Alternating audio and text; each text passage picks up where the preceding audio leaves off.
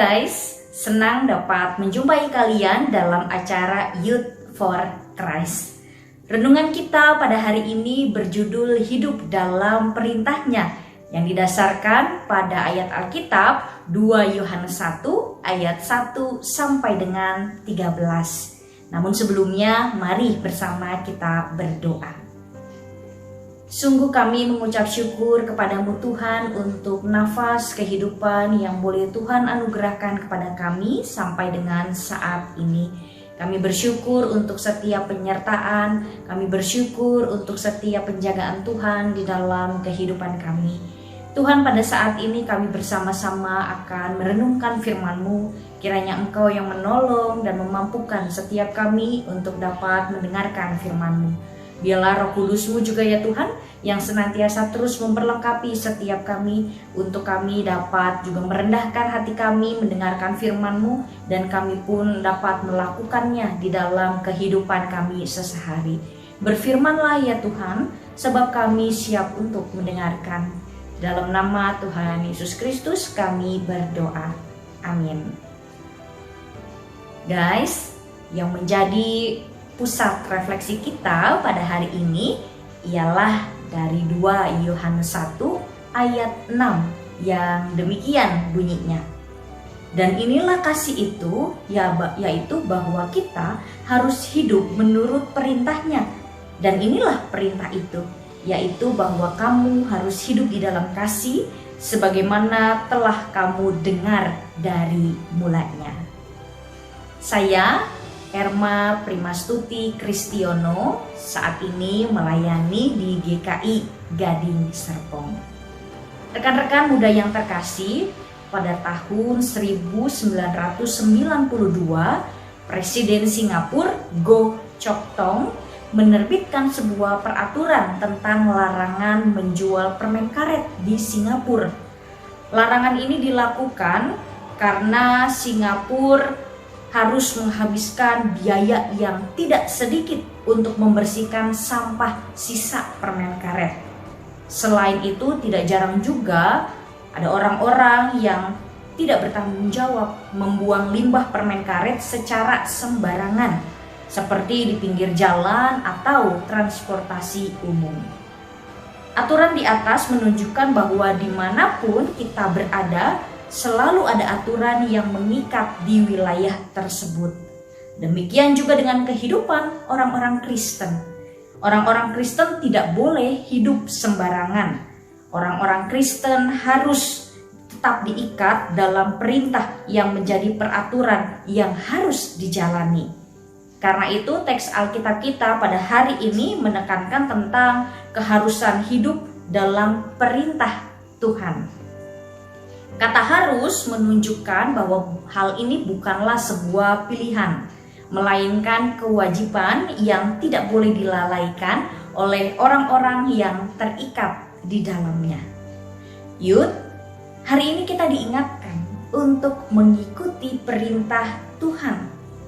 Perintah Tuhan ini ada untuk kebaikan bersama.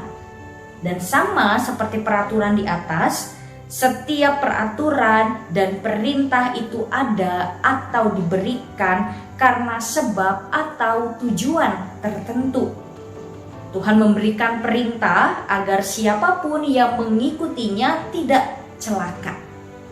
Di antara sekian banyak perintah Tuhan yang ada dalam Alkitab, setidaknya kita mengenal 10 perintah Tuhan atau dasar titah yang diterima oleh Musa. Hal ini dapat bersama-sama kita lihat di dalam Keluaran 20 ayat 1 sampai dengan 17. Perintah Tuhan itu yang menuntun kita untuk hidup lebih baik dari waktu ke waktu. Mari kita bersatu di dalam doa. Tuhan, kami bersyukur kepadamu untuk firman yang boleh bersama-sama kami dengarkan. Ajar setiap kami ya Tuhan untuk dapat taat dan juga melakukan setiap perintah-perintah-Mu di dalam hidup kami.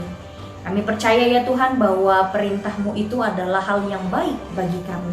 Perintah-Mu itu yang terus menuntun jalan hidup kami, agar semakin hari kami menjadi pribadi yang semakin lebih baik dan juga bertanggung jawab. Kami menyadari Tuhan bahwa kami manusia yang penuh dengan keterbatasan, yang terkadang kami lalai untuk melakukan perintah-Mu. Namun dengan segala kerendahan hati kami ya Tuhan, kami memohon Tuhan menolong setiap kami, Tuhan menuntun setiap kami agar kami dapat terus melakukan segala perintah-perintah Tuhan di dalam kehidupan kami. Kami memohon ya Tuhan, kiranya Engkau juga yang senantiasa terus memperlengkapi, Engkau yang memberkati setiap kami, agar dari waktu ke waktu kami dapat terus melekat kepada Tuhan dan dapat mengikut Tuhan dan menaati segala perintah-perintah Tuhan dalam hidup kami. Dan kami mau menyerahkan ya Tuhan seluruh hidup kami hanya ke dalam tangan penyertaan Tuhan saja. Kiranya Tuhan yang terus memberkati, Tuhan yang terus menuntun, Tuhan yang terus menolong setiap kami. Terima kasih ya Tuhan. Di dalam nama Tuhan Yesus Kristus kami berdoa dan bersyukur. Amin. Guys, demikianlah renungan kita pada hari ini. Jangan lupa like, subscribe, dan juga bagikan kepada yang lain. Tuhan memberkati.